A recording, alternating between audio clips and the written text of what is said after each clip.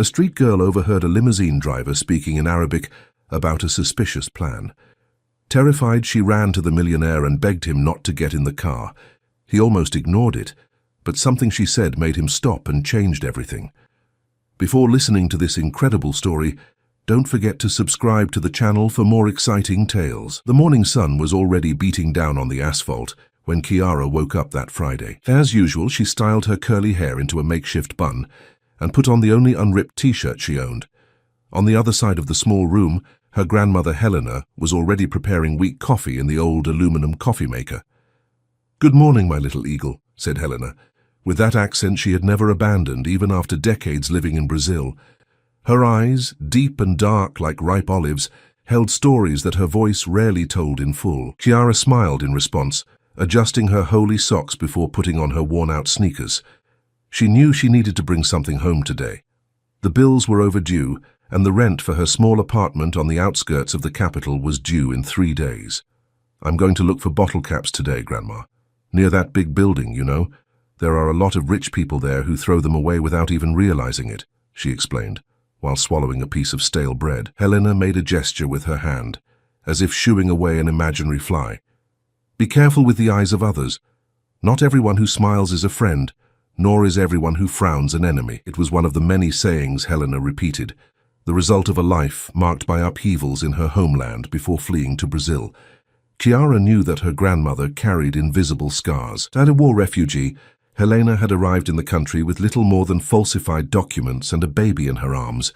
Chiara's mother, who later disappeared after a troubled relationship, leaving the girl in her grandmother's care. "I'm always alert, Grandma, just like you taught me," Chiara replied, kissing the old woman's wrinkled face. And indeed she was. At 12 years old, she possessed a keen perception, a legacy of Helena's teachings, who had passed on to her not only words of caution, but also the Arabic language and stories of survival. Learning the language began as a game when Chiara was only 5 years old. "So we never forget who we are," Helena would say, while teaching her granddaughter the winding letters and guttural sounds that made up her mother tongue. "Knowledge is the only thing that no one can steal from you."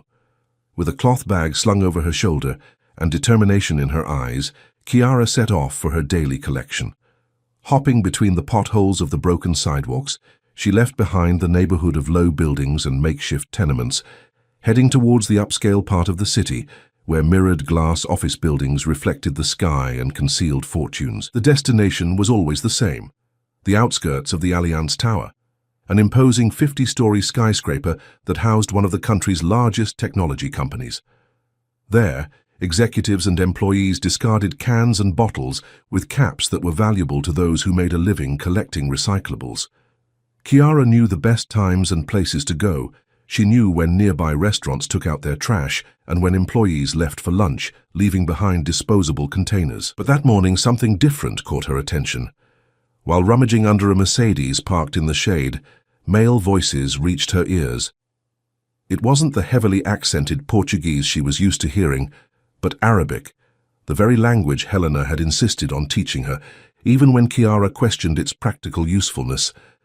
"Nakhtabi hatta yadkhul, thumma najlibuhu abr al-nafaq." The words floated toward her like fragments of a puzzle. "Hide when he enters. Bring him through the tunnel." Chiara froze, her heart racing like a frightened little bird. The men were talking near a black limousine parked in the building's VIP entrance. Instinctively, she cowered behind a car, trying to process what she had just heard. There was no mention of explosives or weapons, but something inside her, that intuition Helena always called the voice of the ancestors, screamed that there was danger in those whispered words. Observing carefully, he saw a tall, thin man in an impeccable suit discreetly signal to the limousine driver. They exchanged furtive glances before parting ways, like actors who know their roles perfectly without needing rehearsal. It was then that the building's main door opened, and a group of security guards in dark suits emerged, forming a human corridor. In the center walked a middle-aged man with grey hair and an imposing posture. Even from a distance, Chiara could sense his importance by the way everyone around him moved in response to him. "Shamstone all of this," he thought, remembering the stories he heard in the neighborhood about Marco Allianz, the billionaire who ran the tech empire, and whose fortune was the subject of constant speculation. A wave of panic washed over her when she saw the man heading towards the same limousine where the men were conversing in Arabic. Without a second thought, Chiara dropped her bag of bottle caps and ran. "Sir, sir, please," she shouted, pushing through the security cordon before any guard could stop her. The guards reacted immediately, but she was faster, sliding between them like water between stones. She arrived breathless before the man, who looked at her with a mixture of surprise and irritation. One of the security guards was already holding her arm when she finally managed to speak. "Don't get in that car. I heard..." In Arabic, they talked about a tunnel, about hiding when you got in. The man, whom Chiara now confirmed to be Marco Allianz himself, frowned. His gaze, initially impatient, shifted to examining her with interest. With a gesture, he caused the security guard to loosen his grip on her arm. "What are you talking about, girl?" he asked in a deep, controlled voice. Taking a deep breath, Chiara repeated what she had heard, this time translating the complete sentences from Arabic. She mentioned the tunnel, the plan to wait for her to get into the vehicle. The words whispered between the driver and the man in the suit. One of the security guards, who seemed to have more authority than the others, stepped forward. "Mr. Allianz, we can't be late for the meeting because of a street kid's costumes. He's probably just looking for attention or some money." Marco, however, didn't take his eyes off Chiara. There was something about the conviction of that girl in her worn clothes and intense gaze that prevented him from simply ignoring her. Furthermore, one specific detail intrigued him. "How do you know Arabic?" he asked in a lower, almost confidential tone. "My grandmother Helena taught me. She came from there to fleeing the war," Chiara replied, feeling the weight of all eyes on her. Marco seemed to ponder for a few seconds. Then, with a sudden decision, he turned to his team. "Victor," the head of security called, "I want a full vehicle inspection and an investigation into the driver. Now." The security guard who had tried to discredit Chiara stepped forward again. "Sir, with all due respect, this is absurd. Theo has been with us for months. He passed all the security protocols." "And since when do you question my orders, Aaron?" Marco retorted coldly. "I said thorough check. Meanwhile, we'll return to the building." A murmur arose among the employees as Marco walked away from the limousine, keeping Chiara by his side. "Come with me, little one. I want to hear exactly what you heard. Every word." As they walked back to the entrance of the imposing building, Chiara felt Aaron's furious gaze on her back. Something told her that this man wasn't just skeptical. He seemed personally bothered by her intervention. In the main lobby, before they entered the executive elevator, Chiara gently tugged at the sleeve of Marco's jacket. "I need to go home. My grandmother will be worried. And I don't think I'm dressed to go in there." Marco smiled for the first time. "Don't worry about it. Let's just talk in a safe place, and then someone will take you home."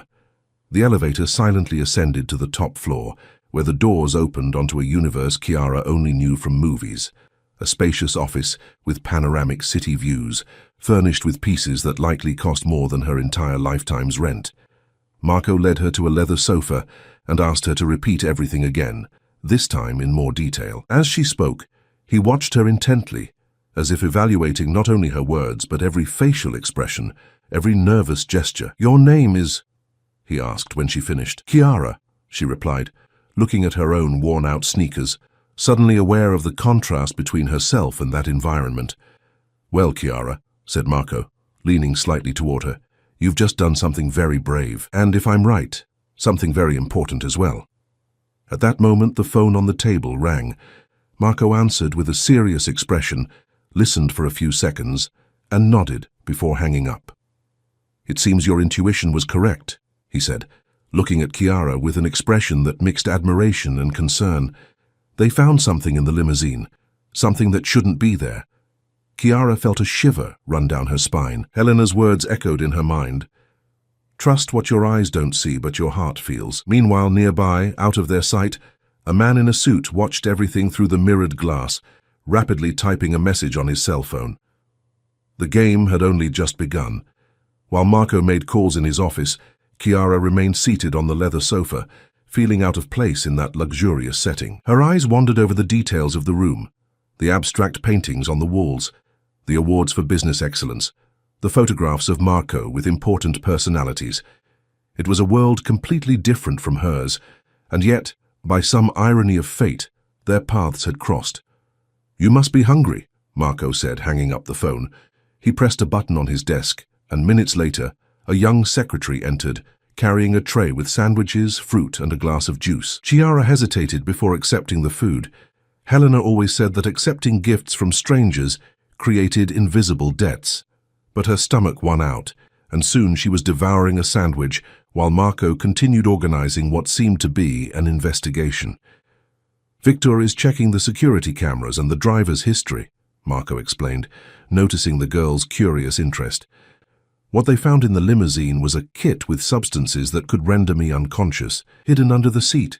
The girl swallowed hard. It wasn't just her grandmother's paranoia. Something sinister was really happening. "Who would do that? Why?" she asked, her small voice echoing in the spacious office. Marco sighed, running a hand through his grey hair. "I have many competitors, people who would like access to my projects, to my contracts. This wouldn't be the first attack against me or my company." At that moment, the office door opened, and Victor entered, accompanied by a middle-aged woman with brown hair tied in a severe bun and a sharp gaze behind thin-rimmed glasses. "Mr. Alliance, this is Olivia from the Digital Security Department. She found something you need to see," Victor announced, his expression more worried than before. Marco gestured for them to come closer. Olivia opened her laptop on the table and showed a series of graphs and codes that seemed completely incomprehensible to Chiara. "We detected an unusual pattern of attempts to access our main servers," Olivia explained, pointing to the colored lines on the screen.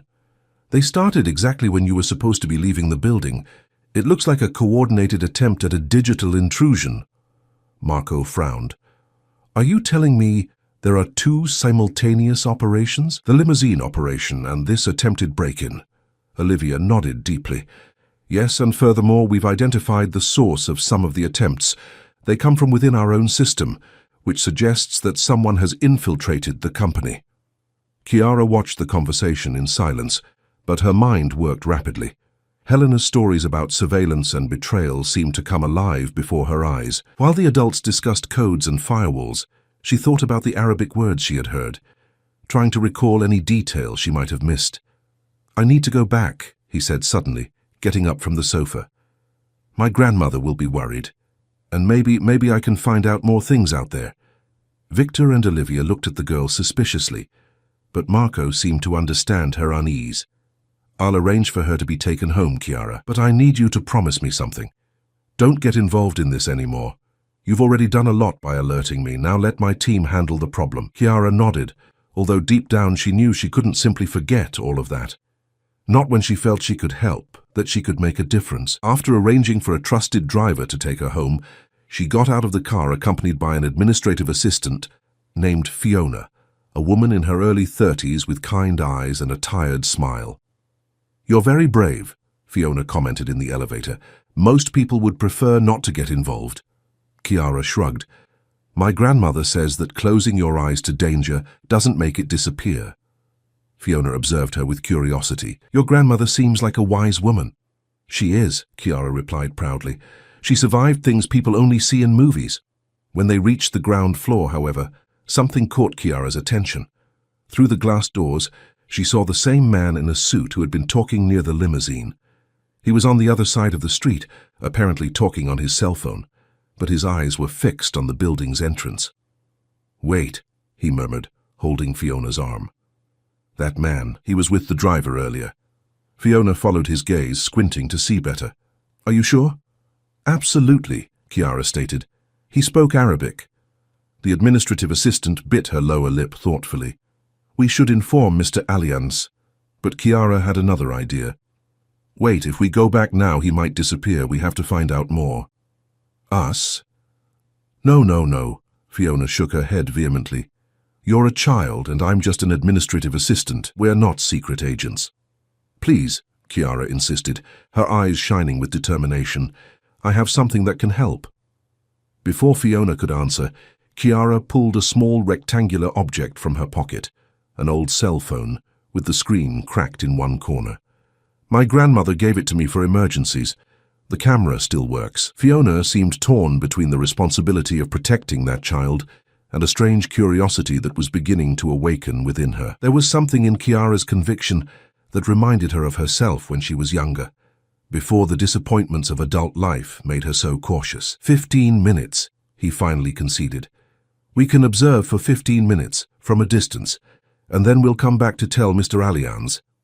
With an improvised plan, the two left through a less visible side entrance. Chiara discreetly kept her cell phone pointed at the suspicious man, recording his movements while they pretended to wait for a ride. It wasn't long before the man was approached by another person, one of the building's security guards, whom Chiara immediately recognized. It was Aaron, the same one who had tried to discredit her warning about the limousine. "Look," she whispered to Fiona. "It's the security guard who didn't want Mr. Allianz to hear me." Fiona narrowed her eyes, observing the interaction between the two men. They spoke in low voices, with restrained gestures but evident tension in their shoulders. "Keep recording," she murmured, now completely engrossed in the impromptu investigation. The conversation lasted only a few minutes, but it was enough for Chiara to capture the moment when Aaron discreetly handed a small USB drive to the man in the suit, who quickly put it in the inside pocket of his jacket. "Did you see that?" exclaimed Chiara, almost forgetting to keep her voice down. Fiona nodded, her face pale. "We need to go back. Now."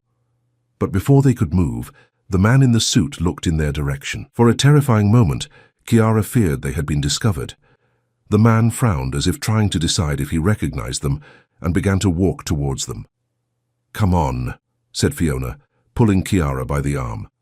"Just act natural." They began walking toward the building's main entrance, trying to maintain a casual pace while feeling the man's gaze on their backs. Chiara resisted the urge to look back, remembering Helena's advice. Never let a predator know you've seen him. When they finally entered the lobby, Fiona let out a sigh of relief. "We need to show this to Mr. Allianz immediately." In the elevator, on her way to the executive floor, Chiara reviewed the video she had recorded. The quality wasn't excellent due to the distance and the old camera, but it was possible to clearly identify the faces of Aaron and the mysterious man, as well as the moment the pen drive was handed over. "You really are extraordinary," Fiona commented, observing the girl's determination. "Where does all this courage come from?" Chiara shrugged, uncomfortable with the compliment. "It's not courage, it's just doing what feels right, you know." When the elevator doors opened on the executive floor, they were greeted by a tense atmosphere. Marco was meeting with Victor, Olivia, and other executives in a makeshift crisis room. All faces turned toward them as they entered. "Mr. Allianz," Fiona called, stepping forward. "The girl has accomplished something important." Marco frowned when he saw them, clearly surprised that they had returned. "What happened to taking her home?" "We found evidence that your head of security, Aaron, is involved in the conspiracy," Fiona explained, her voice trembling slightly with the gravity of the accusation. A heavy silence fell over the room. Victor took a step forward, his face a mask of disbelief. "That's a serious accusation," he said, looking from Fiona to Chiara. "Aaron has been my trusted man for years." "We have proof," Chiara replied, handing her cell phone to Marco. "We just saw him hand something to the man who was with the limousine driver." Marco picked up the device and, along with the others, watched the video recorded by Chiara. As the images progressed, everyone's expressions changed, from skepticism to concern, and finally to alarm. "This confirms our suspicions," Olivia said, pointing to her laptop. "The attempts to hack the servers are becoming more aggressive. Someone is trying to access the Project Aurora files." Marco visibly paled upon hearing the project's name. Turning to Victor, he gave quick orders. "Locate Aaron immediately. Don't alert him to our suspicions, but keep him under surveillance, and reinforce security around the main servers." As Victor left to carry out the orders, Marco turned to Chiara and Fiona. "You two took an immense risk," he said, with a mixture of admiration and concern. "But you brought back invaluable information. Project Aurora is the most important work of my life, an artificial intelligence system that could revolutionize how we interact with technology. If it fell into the wrong hands," he didn't finish the sentence, but its weight hung in the air. Chiara could sense the gravity of the situation, even though she didn't fully understand the technical implications. "What can we do to help?" Fiona asked, surprising herself with her own boldness. Marco looked at both of them for a long moment, as if assessing their abilities. "You've already done a lot," he finally replied. "Now, we need to ensure your safety. If Aaron is really involved in this, and he saw you collecting evidence—" A chill ran down Kiara's spine as she realized the implication. She and Fiona could be in danger. "I can't go back home now," she said, thinking of Helena. "What if they find out where I live? My grandmother would be in danger too." Marco nodded gravely. "You're right, we need to protect you and your family. I'll arrange a safe place immediately." Olivia, who had been engrossed in her laptop, suddenly looked up. "Mr. Alliance, we have a new situation. The perimeter security cameras have just captured Aaron rushing out of the building, and he's not alone."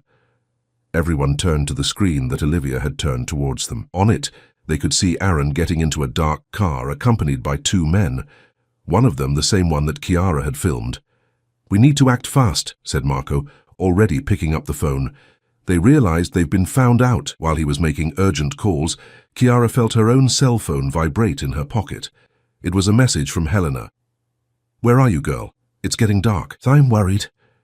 With a heavy heart, Kiara realized that her grandmother had no idea of the whirlwind she had gotten herself into, and now the danger she faced could reach the only family she had left. "I need to let my grandmother know," she said, looking at Fiona with pleading eyes. Fiona squeezed her hand in a comforting gesture. "We'll take care of this. Your grandmother will be safe, I promise." But while the adults moved around her, planning containment and protection strategies, Kiara couldn't shake the feeling that this was only the beginning. The conspiracy seemed much bigger and more complex than she had initially imagined, and now she was at the center of it all. On the other side of the city, unaware of the approaching danger, Helena stood before the window of her small apartment, watching the sky begin to darken. An unsettling premonition overwhelmed her. That same intuition that had saved her so many times in the past. Something was wrong. Her granddaughter needed her. Helena set her cup of mint tea down on the worn table when the phone rang for the third time. The old device, which rarely received calls, seemed strangely menacing in the silence of the small apartment. With cautious movements, she answered, her accent more pronounced with anxiety. "Hello? Who's speaking?" On the other end of the line, Kiara's voice sounded distant and hurried. "Grandma, it's me. Listen carefully. I don't have much time to explain." Helena felt her heart race. She recognized that tone. It was the same one she herself had used decades ago, when she had to flee her country with only a few hours' notice. "What happened, girl? Where are you?" "I'm safe, Grandma, but I need you to do something for me. Take your bag with the important documents, the one you always keep ready, remember? And go to Mrs. Viola's house. Stay there until I contact you again." The elderly woman gripped the phone tightly. That bag was her escape kit, something she'd kept since wartime. Passports, some savings, essential medications, and irreplaceable photographs. A habit Kiara had always found excessive, until that moment. "What did you do, Kiara?" A brief silence on the other end of the line, then, "I did what you taught me, Grandma. I paid attention. I saw something wrong, and I didn't stay quiet." Helena closed her eyes for a moment, a mixture of pride and terror invading her chest. "Is someone coming after you, after us?" "Maybe. It's just a precaution, but it's best not to risk it. Please, Grandma, go now. Mrs. Viola already knows you're leaving. Someone trustworthy will come to pick you up soon." Before Helena could ask any more questions, the call ended. With the efficiency of someone who had already lived through emergency situations, the elderly woman went to the closet and retrieved a faded canvas bag. She quickly checked its contents, added her charged cell phone and a small photo album she kept on her bedside table, and left, locking the door behind her. As she descended the stairs of the old building, Helena couldn't help but think about the irony of the situation. She had fled her country to give her family a peaceful life, only to see the past repeat itself in some mysterious way through her granddaughter. At the Alliance Tower, Marco was organizing a crisis team in his private meeting room. Kiara sat between Fiona and Olivia, still holding her cell phone after her call with her grandmother. "She'll be fine," Fiona assured her, noticing the girl's distressed expression. "We sent one of our most trusted security guards to discreetly monitor her grandmother's building." Marco, who was reviewing some documents with Victor, turned his attention to Kiara. "Your grandmother is Helena Muller, am I right? A Lebanese refugee who arrived in Brazil approximately 30 years ago?" Kiara looked at him in surprise. "How do you know that?" An enigmatic smile appeared on Marco's face. "We have access to certain records. Besides, her name isn't unfamiliar to me, although I can't pinpoint where from." Before they could delve deeper into the conversation, Olivia interrupted them urgently. "We have news about Project Aurora. The latest intrusion attempt managed to bypass 2 security levels. They are getting dangerously close to the core of the system." Marco frowned. "How is that possible? Our protocols are supposed to be impenetrable." "Someone with high-level access is helping," Olivia replied, typing frantically on her laptop. "They're using valid credentials to get through the system. It can only be someone from the company's inner circle." The atmosphere in the room grew even more tense. Marco looked at the faces around him, employees he had known for years, people he trusted to manage his business empire. The idea that there was a traitor among them was deeply disturbing. "Who else has this level of access besides me?" he asked, his voice controlled, but with a hint of restrained anger. Victor consulted a tablet. "Only 5 people. You, me, Olivia, Pietro from the Research and Development Department, and—" He hesitated for a moment. "Luca Carmin, your financial director." Marco placed his hands on the table, absorbing the information. "I want them both here immediately. Pietro and Luca, without raising any suspicion." As Victor left to carry out the order, Chiara watched everything with fascination and apprehension. It was like being inside a spy movie, except the danger was real and the consequences potentially devastating. "What exactly is this Project Aurora?" she asked, her curiosity overcoming her fear. Marco exchanged a glance with Olivia, as if pondering how much he could reveal. After a few seconds, he made up his mind. "Project Aurora is an advanced artificial intelligence capable of predicting complex patterns with unprecedented accuracy. Applied to the financial market, it could anticipate crises and identify opportunities invisible to human analysts. In the right hands, it would represent a huge step forward for global economic stability." He paused significantly. "In the wrong hand, it would be like giving someone the answers to a test before everyone else," Chiara added, simplifying the concept. "They would always win." Marco smiled, impressed by the girl's insight. "Exactly. And not only would they win, they could manipulate the results, create artificial crises, accumulate power in ways we can't even imagine." The door to the room opened, and Victor returned accompanied by 2 men. The first, Pietro, was young, no more than 30, with disheveled curly hair and deep dark circles under his eyes, the perfect image of a computer genius who rarely saw the light of day. The second, Luca, was the opposite, an elegant man of about 50, impeccably dressed and with an air of natural superiority. "Marco, what's going on?" Luca asked, adjusting the cuffs of his Italian shirt. "We were in the middle of a conference with European investors when—" He paused when he noticed Chiara, frowning in obvious disapproval.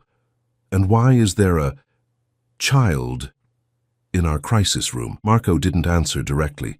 Instead, he gestured to Olivia, who turned her laptop around to show something to the newcomers. "We are under attack. Someone is trying to steal Project Aurora, and they have managed to do so using high-level credentials, the kind of credentials that only 5 people in this company possess." Pietro's face visibly paled. "My God, they've reached the core, the neural architecture." Luca, on the other hand, remained impassive. "And what does that have to do with—" He indicated Chiara with a disdainful shake of his head. "This unusual situation." "This young woman," Marco replied firmly, "is the one who uncovered the conspiracy. Thanks to her, we prevented a kidnapping, and possibly something worse. Now we need to find out who's behind it." Chiara watched the 2 men's reactions intently. Pietro seemed genuinely alarmed, furiously typing on a tablet Victor had handed him, muttering about security protocols and firewalls. Luca, on the other hand, maintained a studied composure, though a slight twitch in his left eye betrayed some kind of tension. "And what exactly does the girl say she saw?" Luca asked, his condescending tone barely disguised. Before Marco could intervene, Chiara spoke directly. "I overheard 2 men speaking Arabic about a plan to capture Mr. Allianz as he got into the limousine. They mentioned a tunnel. Then I saw one of them handing something to a security guard named Aaron." Luca raised his eyebrows. "And since when do street children speak Arabic?" "That sounds like a rather convenient story." "My grandmother is Lebanese," Chiara replied, holding Luca's gaze without hesitation. "She taught me the language. And I'm not a street kid. I have a home. I just don't have money." An uncomfortable silence hung in the room after that blunt statement. It was Pietro who broke it, without taking his eyes off his tablet. "I found something. There was access to Aurora's servers using your credentials, Luca. Last night at 11:47 p.m. All eyes turned to the finance director, who showed no reaction other than a slight frown. Impossible. I was at a reception at the Italian consul's residence. Dozens of people can confirm my presence." "The credentials were used," Pietro insisted, showing the access logs, "and not just to view data. Copies of part of the algorithm were made." Marco took a step toward Luca, his expression now somber. "Explain yourself." "It's obvious someone cloned my access card or hacked my passwords," Luca replied calmly. "I'm a victim, not a perpetrator." Olivia, who was still analyzing data on her computer, abruptly raised her head. "There's something strange here. The pattern of intrusion. It's as if they're distracting us with obvious attacks while doing something more subtle in the background." "What do you mean?" Marco asked, turning his attention away from Luca. "Look at these logs." Olivia rotated the screen so everyone could see. "While we have obvious attempts to break through the main defenses, there are a series of small, almost imperceptible accesses in different parts of the system, like they were putting the puzzle together piece by piece instead of trying to steal everything at once."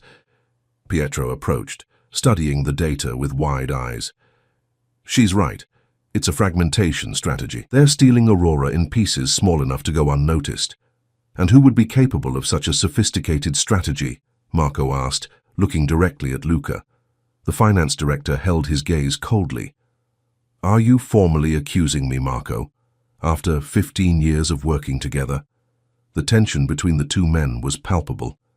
Chiara watched the scene with fascination, trying to decipher every expression, every body movement, just as Helena had taught her. At that moment, Victor's phone rang. He answered quickly, listened for a few seconds, and his face turned serious.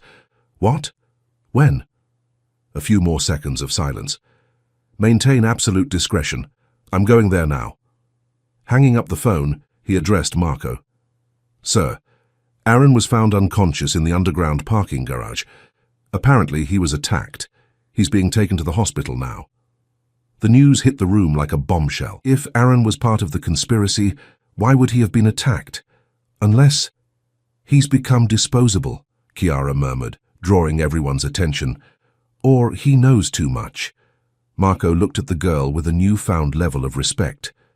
"Victor, go to the hospital. I want to know his condition and, if possible, what happened." As Victor left, Luca took a step toward the door. "If there are no more unfounded accusations against me, I have an important video conference in 10 minutes. "Stay where you are," Marco ordered, his tone undeniable. "No one leaves this room until we've cleared everything up." A brief flicker of irritation crossed Luca's face before he recoiled, assuming a posture of dignified resignation. Chiara observed this brief moment with particular attention. There was something about Luca's behavior that bothered her, although she couldn't pinpoint exactly what. It was like that feeling Helena described. When the hairs on the back of your neck stand on end for no reason, pay extra attention. Pietro continued working furiously on his tablet, trying to track and block unauthorized access. "I managed to isolate some of the entry points," he announced, "but the damage is already done. Important fragments of the code have been copied." Marco ran a hand through his gray hair, visibly tense. "How much of the project was compromised?" Pietro hesitated, exchanging a glance with Olivia. "It's difficult to be precise at this point. Maybe 30%, maybe more. Enough to give someone a significant advantage, but not enough to completely replicate Aurora." Fiona, who had been silent for most of the discussion, suddenly stood up. "Mr. Alliance, it's past 9 o'clock at night. The girl needs to rest and eat properly." Marco nodded, suddenly aware of how long and stressful that afternoon had been for everyone, especially for Chiara. "You're right, Fiona. Take her to the corporate apartment on the 35th floor. It's safe, and it has everything you might need for now." Chiara, however, didn't seem willing to leave the room. "But what about the investigation? What about my grandmother?" "Your grandmother is safe," Marco assured her. "I have trustworthy people taking care of her. As for the investigation, We will continue working while you rest. We will meet again early tomorrow morning." Reluctantly, Chiara agreed. She was exhausted, and worrying about Helena had drained the rest of her energy. As she left the room, however, she couldn't help but cast one last glance at Luca. The finance director was watching her with a calculating interest that sent a shiver down her spine. In the hallway, as they walked toward the private elevator that would lead to the corporate apartment floor, Fiona noticed the girl's unease. "Is something bothering you besides the obvious?" Chiara bit her lip, unsure how to express her feelings. "That man, Luca, there's something wrong with him. I can't explain it, but I feel like he's acting." Fiona nodded slowly. "I noticed that too. He looks a little false," Chiara added, as if every reaction of his was calculated to appear normal. The elevator arrived, and they both entered in silence. As they ascended, Chiara couldn't shake a growing feeling that, despite all the events of that day, something bigger and more dangerous was yet to come. On the 35th floor, the corporate apartment was a study in minimalist elegance, spacious with panoramic city views and decorated in neutral tones that conveyed sophistication. For Chiara, accustomed to the cramped and simple apartment she shared with Helena, it was like entering another world. "You can use this room," Fiona indicated, opening the door to a spacious suite. "There are clothes in the closet.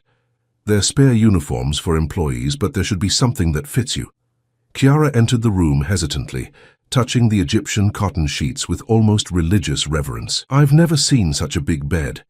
Fiona smiled with a mixture of tenderness and sadness. "I'll prepare something for us to eat. There should be food in the refrigerator." As Fiona headed to the kitchen, Chiara approached the floor-to-ceiling window. Below, the city stretched out like a carpet of pulsating lights. Somewhere in that vast urban labyrinth, her grandmother was hiding, probably just as scared as she was, though she would never admit it. "We'll get through this, Grandma," she whispered against the glass. "Like we always did." Across town, in a small suburban house, Helena sat upright in her friend Viola's living room, an untouched cup of tea before her. Her wrinkled hands gripped the rosary she had carried since her youth, her lips moving in silent prayer. She prayed not only for Chiara, but for all those involved in that web of intrigue, because Helena, more than anyone, knew the price of conspiracies and secrets, and she feared that her granddaughter was about to discover that price in the hardest way possible. The following morning, Chiara awoke disoriented. For a few seconds, she stared bewildered at the spotless white ceiling above her head, so different from the damp patches that decorated the small room she shared with Helena. Reality returned like a wave, the conspiracy, the danger, her hidden grandmother. She got up quickly and found some folded clothes on an armchair, jeans, a t-shirt and a grey sweatshirt with the Allianz Company logo. Fiona had probably provided them during the night. She dressed and, after a brief hesitation in front of the suite's luxurious bathroom, went into the living room. Fiona was already awake, speaking softly on the phone while making coffee in the kitchenette. Noticing Chiara, she smiled and gestured that she would end the call in a minute. "Yes, I understand the seriousness of the situation. No, she's fine. She just woke up. We'll be there in half an hour." After hanging up the phone, Fiona poured Chiara a glass of orange juice. "Did you sleep well?" Chiara shrugged. "More or less. I dreamt about my grandmother." "We have good news about her," said Fiona, placing a plate of toast and scrambled eggs on the counter. "She's safe at her friend's house, and one of our security agents is discreetly positioned in the neighborhood." Chiara felt a weight lift from her shoulders. "Can I talk to her?" "After the meeting with Mr. Allianz. He wants to see us immediately. It seems there have been developments overnight." While eating quickly, Chiara observed the city through the panoramic window. In the morning light, the megalopolis seemed less threatening, more transparent in its daily workings. Hurried people headed to work. Buildings reflected the rising sun. Life went on as usual. It was hard to believe that, amidst that apparent normality, a conspiracy was unfolding. 20 minutes later, Chiara and Fiona descended in the executive elevator to the president's floor. The atmosphere in Marco's office was noticeably different from the previous day. More people, more equipment, a constant murmur of tense voices, and the sound of keys being frantically pressed. Marco was at the center of this organized chaos, issuing orders and analyzing reports. Upon seeing Chiara and Fiona, he gestured for them to come closer. "Good morning. I hope you were able to rest, because we have a long day ahead of us. Chiara noticed deep dark circles under Marco's eyes, indicating that he probably hadn't slept. What happened? Did they discover something new? Marco nodded, leading them to a more private adjacent room where Victor and Olivia were working on various computers. Aaron briefly regained consciousness during the early morning hours, he explained. He managed to say a few words before passing out again. He mentioned a name, Salon Corporation. Fiona frowned. The multinational technology company. Exactly. Our main competitor in the development of artificial intelligence. For years they've been trying to surpass our innovations, always one step behind. If they could achieve Aurora, they would have a huge competitive advantage, Chiara added, demonstrating that she understood the situation. Marco looked at her approvingly. Exactly, but what Aaron said next was even more disturbing. He mentioned that he's inside, right at the top. A heavy silence fell over the room as everyone absorbed the implication. Someone in the upper echelons of Allianz Technology might be working for the competition. Luca, Chiara asked, remembering the finance director and his calculated reaction the previous night. It's a possibility we're investigating, Marco replied cautiously. But we need concrete evidence before making any formal accusations. Olivia looked up from her computer. The investigations into the unauthorized access confirmed that Luca's credentials were used, but we also found attempts using Pietro's credentials, and even yours, Mr. Allianz. So they're trying to create confusion, to sow doubt, Fiona observed. Or spread suspicion among us all, Victor added. Divide and conquer. Chiara, who was listening attentively, had a sudden idea. What if I could help find out who's involved? All eyes turned to her, a mixture of surprise and skepticism. How? Marco asked. Nobody pays attention to children, Chiara explained. Especially poor children. I can walk around the offices, listen to conversations, observe behavior. People speak more freely when they think I'm not understanding or paying attention. Marco seemed hesitant. It's too dangerous if the conspirators find out you're helping us. They already know, Chiara argued, at least about my initial involvement, but they don't know that I'm still here helping with the investigation. They might think I was just an occasional witness who has already been dismissed. Fiona looked at the girl with a mixture of admiration and concern. I don't know if this is a good idea, Chiara. These people are dangerous. My grandmother always says that the deadliest danger is the one you don't see coming, Chiara replied confidently. I'm prepared. I know how to be invisible when necessary. Marco observed the determination in the girl's eyes. There was something extraordinary about that child who had grown up on the margins of society, something that went beyond courage, an almost ancient wisdom, as if she had already lived much more than her few years suggested. After a few moments of reflection, he nodded slowly. Let's establish some safety rules. You'll never truly be alone. We'll have people discreetly watching, and at the first sign of danger, the operation ends. Victor looked about to protest, but Marco raised his hand, silencing him. Chiara's idea has merit. People let their guard down around children, and she has already proven her shrewdness. Olivia cleared her throat, drawing everyone's attention. I have a suggestion. We can create a cover for Chiara, something that explains her presence in the building without raising suspicion. Like what? Fiona asked. Their social program, Olivia replied. The Allianz Foundation has several initiatives for young people from disadvantaged communities. We could say that Chiara is participating in a corporate immersion day, learning about how the company works. Marco agreed. Excellent idea. This will give her the freedom to move around different departments without arousing suspicion. The plan was quickly devised. Chiara would be officially introduced as a participant in an Allianz Foundation mentorship program. Fiona would be assigned as her chaperone, leading her on a guided tour of the company's various departments. In reality, they would be observing suspicious behavior and gathering information. Remember, Marco instructed as they prepared, we're dealing with intelligent and possibly desperate people. Keep your eyes and ears open, but don't take unnecessary risks. Chiara nodded, feeling a mixture of excitement and apprehension. It was like those spy games she used to invent with the few children who were friends in the neighborhood, except now the consequences were real. Before leaving, however, she had another idea. Can I talk to my grandmother now? She might have some advice. She's been through similar situations. Marco agreed, and Fiona handed Chiara a secure phone. Stepping aside to a corner of the room, she dialed Viola's home number. Helena answered on the first ring, as if she were sitting next to the phone, waiting. "Chiara, is that you, girl?" The grandmother's familiar voice finally brought forth the tears Chiara had been holding back. "Yes, Grandma, it's me. Are you all right?" "I'm fine, don't worry about me," Helena replied firmly. "Viola is treating me like a queen.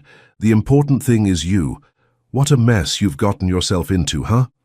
Chiara briefly explained the situation, omitting the most alarming details so as not to worry her grandmother. Helena listened in silence, and when her granddaughter finished, she sighed deeply. "I've seen this movie before, girl. Powerful people fighting each other, using any means necessary to win. The innocent always get caught in the crossfire. I'm being careful, Grandma, I promise, and Mr. Allianz is protecting us." Helena made a skeptical sound. "Powerful men protect their own interests first, remember that. But if you say he's trustworthy, I'll believe you for now." There was a brief silence, and then Helena spoke again, her voice lower and more intense. "Listen, Chiara, I'm going to give you the same advice my father gave me when I was about your age, during the early days of the war. Pay attention to the insignificant details, how someone holds a cup, the rhythm of their breathing when certain words are spoken, the eyes that avoid contact at specific moments. The truth always seeps through these small cracks that people don't even know they have." Chiara smiled, recognizing her grandmother's characteristic wisdom. "I'll pay attention, Grandma, and I'll be home soon, I promise. Take care, little eagle, and remember, not all enemies show their teeth before attacking." With that warning echoing in her mind, Chiara hung up and returned to Fiona and the others. The mission was about to begin. After a brief preparation, Chiara and Fiona left the executive area and began their guided tour of the Allianz Tower floors. To complete the disguise, Fiona carried a clipboard with a schedule of activities and information about the departments, while Chiara wore a visitor badge attached to her sweatshirt with the company logo. The first department they visited was marketing, where dozens of professionals worked in open cubicles, creating advertising campaigns and communication strategies. Fiona introduced Chiara as a talented student from the Allianz Foundation's social program, selected to learn about the company's operations. The employees smiled politely. Some offered candies or small promotional gifts, but soon returned to their tasks. While Fiona chatted with the department director, Chiara discreetly wandered between the workstations, observing conversations, notes on post-it notes, behaviors. Nothing seemed out of the ordinary, until her gaze caught a detail. At one of the more secluded desks, a woman of about 40 years old was nervously talking on the phone, covering her mouth with her hand to muffle the conversation. Feigning interest in a nearby poster, Chiara moved close enough to overhear fragments of the conversation. "I can't talk now. Yes, I'm aware of the seriousness. I know he doesn't suspect anything yet." The woman noticed Chiara's proximity and immediately ended the call, giving her an irritated look. Chiara smiled innocently and pointed to the poster. "That drawing is really cool. Did you make it?" The woman visibly relaxed at the childish question. "No, dear, it was the graphic design team 2 floors below." Nodding as if the information were fascinating, Chiara stepped away, memorizing the name on the workstation. Anna Ollins, Corporate Communications Manager. When she met with Fiona again, she discreetly whispered to her about the suspicious conversation. Fiona made a discreet note on her clipboard and led Chiara to the next department. Throughout the morning, they visited human resources, finance, and legal. In each location, Chiara remained alert, absorbing information that most people would ignore. In the finance department, she noticed that several employees seemed especially tense, speaking in whispers and interrupting conversations when someone approached. Most significantly, there was no sign of Luca, the finance director. "Where is Mr. Luca today?" Chiara innocently asked an administrative assistant. The woman seemed momentarily uncomfortable. "Director Carmen is in a very important meeting outside the office. He shouldn't be back until tomorrow." Fiona and Chiara exchanged meaningful glances. This information would be vital for Marco. At lunchtime, they headed to the executive restaurant on the 25th floor. While helping themselves at the buffet, Chiara spotted Pietro, the young computer genius she had met the previous day. Unlike the other executives who were clustered around tables chatting animatedly, Pietro sat alone, engrossed in his tablet, as he distractedly rummaged through a salad. "Can we sit with that man?" Chiara asked Fiona. "He seems lonely." Fiona hesitated briefly but agreed. They approached Pietro's table, who looked up in surprise when Fiona asked permission to join him. "Ah, of course," she replied, pushing some papers aside to make room. Then she recognized Chiara. "You're the girl from yesterday." "We're giving a guided tour of the company," Fiona explained quickly. "It's part of the Foundation's social program." Pietro nodded, though his gaze showed he didn't fully believe the explanation. "How has your experience been so far?" he asked Chiara. "Interesting. People here seem very busy, especially in the finance department. Everyone is super stressed." Pietro smiled slightly. "It doesn't surprise me. When there are problems, finance is always the first to feel the impact." "What kind of problems?" Chiara asked, maintaining a casual tone.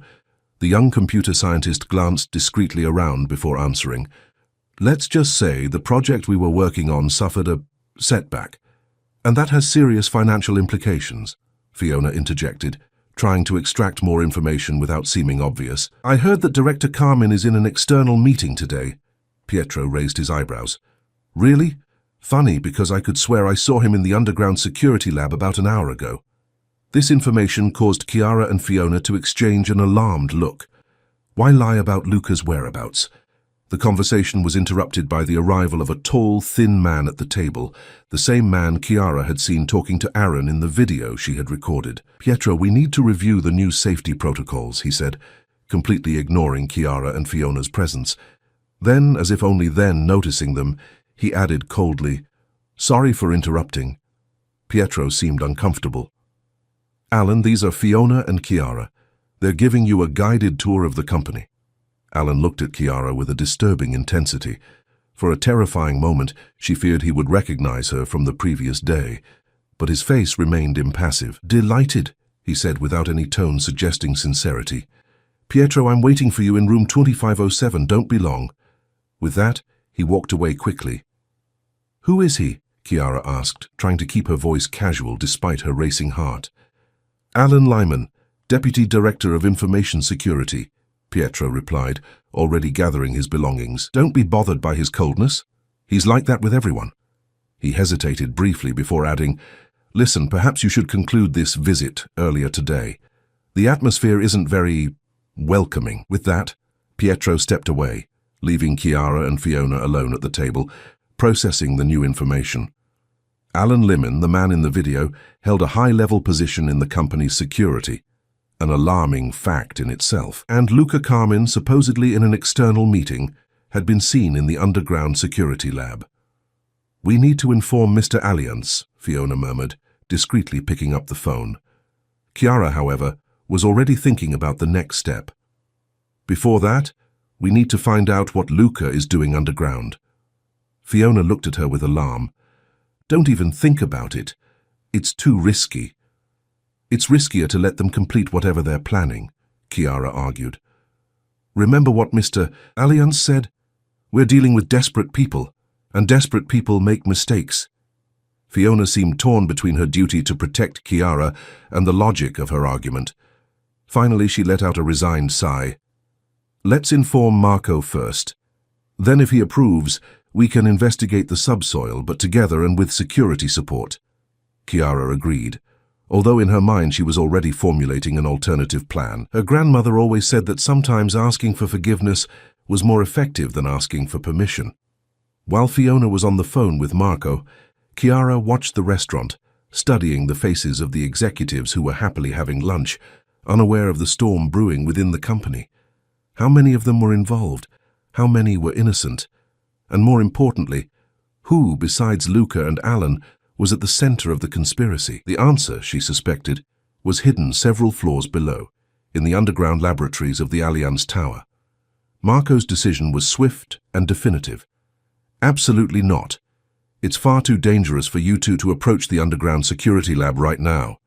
His voice, through the secure phone Fiona was holding, left no room for argument. Chiara bit her lip in frustration as Fiona relayed the new instructions. Return immediately to the executive floor and personally report all findings. The administrative assistant hung up the phone and put it in her bag with a relieved sigh. "Come on, Chiara. Mr. Allianz is sending Victor to escort us back." They left the executive restaurant and headed towards the elevators. While they waited, Chiara noticed unusual activity near the door leading to the emergency stairs. Maintenance workers carrying large boxes of equipment to the basement. An idea flashed through her mind, quick as lightning. "Fiona, I need to go to the bathroom before we go upstairs." Fiona hesitated. "Victor should be arriving soon. Can't he wait?" "It's urgent," Chiara insisted, with her most convincing expression. "It'll only take 2 minutes, I promise. The women's restroom is right over there." Reluctantly, Fiona agreed. "Okay, but be quick. I'll be waiting right here." Chiara nodded and walked toward the women's restroom. As soon as she turned the corner, however, she abruptly changed direction, making her way silently to the emergency stairwell door. One of the maintenance workers was holding it open while the others descended with the equipment. With her heart pounding, she waited for the opportune moment. When the last employee passed through the door and the first turned to follow the group, Chiara slipped through the opening, quick and silent as a cat. The man didn't notice her presence, too busy with the logistics of transporting heavy equipment. On the concrete staircase, Chiara could hear the voices of the employees a few flights below. She followed them at a safe distance, her footsteps muffled by their heavy boots. 2 floors below, a sign read, "Level S3 Security Laboratories Restricted Access." The employees used a magnetic card to open the security door, and Chiara waited, hidden in the stairwell. When the door began to close automatically, she ran, sliding through the opening at the last possible second. He found himself in a white, aseptic corridor, very different from the upper floors decorated with wood and contemporary art. It looked more like a hospital or government research center, with fluorescent lights and numbered armored doors. The employees had disappeared into one of the rooms, and Chiara could hear the muffled sound of their voices. Moving cautiously, she examined the corridor. At the end of it, a larger room with glass walls housed servers and sophisticated equipment. Inside, 2 figures were conversing with energetic gestures. Chiara approached slowly, keeping close to the wall. From a safe distance, she recognized the people she was talking to. Luca Carmen and Alan Limon, the 2 main suspects in the conspiracy. The room wasn't completely soundproof, and fragments of the conversation reached her. "Time is running out. The transfer needs to be completed today. Aurora is still incomplete. We need the rest of the code. Salon is impatient. The payment has already been made." Luca seemed agitated, running his hand through his impeccably combed hair in an unusual gesture for his normally controlled persona. Alan, on the other hand, maintained his usual composure, but his clenched fists betrayed tension. Chiara needed to record that conversation somehow. She patted her pockets, searching for the old cell phone she had used the previous day, but remembered she had left it in the office apartment. Looking around, she noticed a control panel near the server room door. There was a small digital display showing the lab's security cameras. A risky idea formed in her mind. She approached the panel, trying to decipher how it worked. It seemed simple. A menu of security options, including manual recording. If she could activate that function without being noticed. Suddenly, a third person entered the server room, interrupting Luca and Alan's conversation. Chiara instinctively shrank back, but the newcomer didn't look in her direction. It was Pietro, the young computer scientist, looking even more nervous than during lunch. "We need to talk," he said to Luca, loud enough for Chiara to hear clearly. "Right now." Luca made an annoyed gesture. "We're in the middle of something important." "It's about Aurora," Pietro insisted. "Allianz is assembling a special task force. He knows there was a leak." This information seemed to alarm Luca and Alan. They exchanged glances, and after a moment of hesitation, Luca nodded. "Let's go to the conference room in the basement. There we can talk without interruptions." The 3 men headed for a door at the opposite end of the corridor, leaving the server room momentarily empty. It was the opportunity Chiara needed. She quickly entered the room and approached the main computer. The screen displayed lines of code and complex diagrams that she didn't understand, but one detail caught her attention. A progress bar indicating data transfer 78% complete. Next to the computer, a small device connected via USB cable blinked green lights. Chiara recognized it as a high-capacity external storage device. It was being used to copy whatever was on the screen. Without thinking twice, she unplugged the device and hid it in her sweatshirt pocket. Her heart was pounding so hard, she feared the sound could be heard down the hallway. She needed to get out of there, and fast. Just as he turned to leave the room, however, he heard voices approaching again. Looking frantically around, he spotted a work table with a gap underneath, partially covered by side panels. With no other option, he squeezed himself into this confined space, shrinking as much as possible. The voices grew louder, and Chiara recognized Alan's irritated tone. A waste of time. Pietro is paranoid. Allianz doesn't know anything concrete yet. Don't underestimate Marco, Luca replied, entering the room. He didn't build an empire by being naive. Through a small crack between the panels, Chiara could see Luca's Italian shoes moving around the room. He stopped abruptly near the computer. The drive. Where is the drive? The panic in Luca's voice was palpable. Alan approached quickly, and Chiara saw his black shoes stop beside Luca's. It was here 5 minutes ago, said Alan, his normally controlled voice now trembling slightly. Are you sure you didn't put it away? Of course I'm sure, exclaimed Luca. We were in the middle of the transfer. After a tense silence, Alan spoke, his voice dangerously low. Someone was here. Chiara felt a shiver run down her spine. She held her breath as the two men began to search the room, opening drawers and checking the equipment. The cameras, Alan said suddenly. Let's watch the security footage. The sound of keys being pressed filled the room, followed by a muffled exclamation from Alan. The recording system was deactivated 10 minutes ago. Someone knew what they were doing. Or we were very lucky, Luca murmured. Check the hallway. If someone took the drive, they couldn't have gone far. Alan quickly left the room while Luca remained, cursing under his breath as he furiously typed on the computer. Chiara could feel the device in her pocket, heavy as a silent accusation. If she were discovered now. His thoughts were interrupted by the sound of the door opening again. Luca stopped typing. And then? He asked. The voice that answered wasn't Alan's, but Pietro's. He's being detained right now. Corporate security. What? Exclaimed Luca, genuinely shocked. How? The girl, Pietro replied, his voice trembling. The girl you ignored. She and the administrative assistant notified Allianz about suspicious activity. They'd been watching Alan since lunch. A heavy silence fell over the room. Chiara could feel the tension growing in the air, almost tangible. And what about me? Luca finally asked. There are no arrest warrants yet, Pietro replied. But it won't be long. We need to act now, Luca. The original plan is compromised. Luca let out a heavy sigh. The drive with the partial transfer has disappeared. Someone was here in the last few minutes and took it. This changes everything, said Pietro, his voice now firmer. We need to implement the contingency plan immediately. Are you sure? It's risky and will expose us all. We have no choice, Pietro insisted. A coordinated attack on the main servers is our only chance now. Once the system is compromised, nobody will care about a lost drive. Chiara felt her blood run cold. The plan was more complex and dangerous than they had imagined. And what was worse, Pietro, who seemed to be helping with the investigation, was actually part of the conspiracy. All right, Luca agreed after a few seconds of reflection. Activate the Delta sequence. That should create enough chaos to give us cover. And what about the girl? The witness? Pietro asked. Luca made a dismissive gesture with his hand. A secondary concern now. She's probably locked away in some executive office far away from here. If only he knew how wrong he was, Chiara thought, barely able to contain her breath, which was ragged with fear. I'm going to the control center to start the sequence, said Pietro, heading towards the door. And I need to erase any trace of our involvement before security gets here, Luca replied. We'll meet at the extraction point in 30 minutes.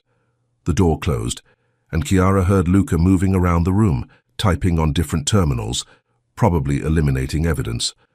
Each second felt like an eternity as she remained motionless in her cramped hiding place, the stolen device burning in her pocket like an ember. Finally, after what seemed like hours, Luca left the room. Chiara waited a few seconds to make sure he had really left, then emerged from her hiding place, her muscles aching from being in an uncomfortable position for so long. I needed to warn Marco immediately. The attack on the servers, the so-called Delta sequence, could be starting at that very moment. But how could I get out of the basement without being seen? The emergency stairs were certainly being monitored now. She looked around, searching for inspiration. Her eyes landed on a ventilation duct in the ceiling, large enough for someone as small as her. Helena used to say that, in desperate situations, the most improbable solutions became viable. Dragging a chair under the duct opening, Chiara climbed up and tested the metal grate. It was held in place by screws, but not very tightly. Using a pen she found on the table, she managed to loosen them enough to remove the grate. With considerable effort, he hoisted himself into the ventilation duct. The space was cramped but navigable for someone his size. He began to crawl, guiding himself by the distant sound of air conditioning equipment. The ventilation system was a metal labyrinth with bifurcations and intersections that left her disoriented. Trying to remain calm, Chiara reasoned if she followed the airflow, she would eventually reach an exit. After several minutes of slow, claustrophobic progression, she heard muffled voices coming from a grate below. Approaching carefully, she could see part of a conference room. Marco was there, surrounded by Victor, Olivia, and several other executives. They all seemed tense, staring at computer screens and speaking rapidly. "Mr. Allianz," he tried to shout, but his voice was muffled by the surrounding metal. No one in the room seemed to notice. Frustrated, Chiara banged on the metal railing with her hand. This time, some heads turned upwards, confused. "Up here!" he shouted even louder. "In the ventilation duct!" Victor was the first to identify the source of the sound. "There's someone in the ducts!" he exclaimed, already reaching for his weapon. "It's me, Chiara!" she shouted, pressing her face against the railing to be seen.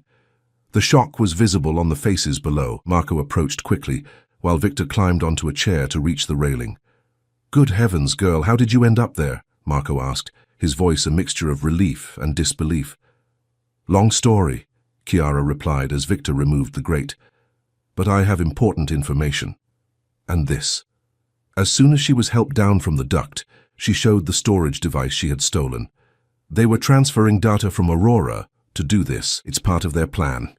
Marco carefully picked up the device, examining it briefly before handing it to Olivia. "Analyze it immediately. See what they managed to copy." Turning to Chiara, her tone became more serious. "Where's Fiona? You two should have come back together." A weight of guilt hit Chiara in the chest. In the adrenaline of the moment, she had completely forgotten that she had left Fiona waiting on the 25th floor. "I separated from her. I said I was going to the bathroom, but I went to investigate the basement alone." Marco frowned, clearly disappointed by his recklessness. "Victor, locate Fiona immediately." As Victor left to carry out the order, Chiara quickly explained everything she had seen and heard in the security lab. The conversation between Luca and Alan, Pietro's arrival and the revelation that he was also part of the conspiracy, and finally the contingency plan called Delta Sequence. "They're going to attack the main servers," he concluded. Pietro said he would create enough chaos to provide cover for their escape. Olivia, who was analyzing the device's contents, raised her head in alarm. "It's already started. We're suffering a massive intrusion across all systems. Servers are crashing one after another." As if to confirm his words, the lights in the room flickered, and the computer screens displayed error messages. "Backup system," Marco ordered. "Initiate isolation protocols now." The room transformed into a crisis command center, with Olivia coordinating the digital defense, while other executives received constant updates on the situation in different departments of the building. "Locate Luca and Pietro," Marco ordered, "and increase security at all exits of the building. No one enters or leaves without a thorough check." Victor returned at that moment, his face tense. "Sir, we haven't been able to locate Fiona. The cameras on the 25th floor show her waiting in the elevators, and then nothing. She simply disappears from view." A heavy silence fell over the room. Chiara felt her heart clench. What if something had happened to Fiona because of her? "They got her," he murmured, guilt growing in his chest. "They must have realized I was missing and figured she'd know where to find me." Marco placed a hand on her shoulder, his gaze steady but not accusatory. "Don't blame yourself. No one could have predicted this. Now we need to focus on finding her and stopping the conspirators before it's too late." The lights flickered again, and this time several monitors went completely dark. An IT technician rushed into the room. "Mr. Allianz, The building's security systems are being compromised. Doors, elevators, cameras, they're taking control of everything. Marco remained calm, even in the face of the escalating crisis. Ghost protocol, he ordered. Isolate the core of the Aurora on disconnected physical servers and locate Luca and Pietro immediately. While the team scrambled to contain the crisis, Chiara stood in the center of the room, the weight of the situation finally sinking in. Her small act of disobedience had triggered a chain of events that now threatened the entire company, and worse, put Fiona in danger. Marco's determined gaze met Chiara's. "I have a plan," he said, typing a sequence on his cell phone. "Aurora Alpha System. My personal password." Immediately the lights stabilized. A subtle smile appeared on Marco's face. "A hidden system that only I know about. We've just regained control." The monitors lit up, displaying a map of the building with 3 moving red dots. "Luca, Pietro, and Fiona!" exclaimed Chiara, pointing to the third point. "Basement 3, trying to access the emergency tunnel," confirmed Victor, already mobilizing the team. 15 minutes later, the doors to the room opened. Victor entered, accompanied by security guards who were escorting the handcuffed conspirators and a visibly shaken but unharmed Fiona. "They held me hostage to ensure their escape," she explained, hugging Chiara tightly. While the police arrived and Olivia confirmed that the Aurora was safe, Marco approached Chiara. "We have a proposal for you and your grandmother Helena," he said. "A safe apartment and a full scholarship. The world needs young people with your courage and intelligence." Hours later, returning home in an official company car, Chiara smiled as she imagined Helena's reaction. That saying her grandmother used to repeat so often made sense now. The winds change direction for those who know how to adjust their sails. Looking out the window at the city that now seemed different, Chiara knew that her life had changed forever, not by luck, but by the courage to follow her instincts when everyone doubted her. End of story. Dear listeners, we hope Chiara and Helena's journey has touched your hearts. For more equally moving and engaging stories like this one, we've prepared a special playlist that you can find by clicking the link on the left.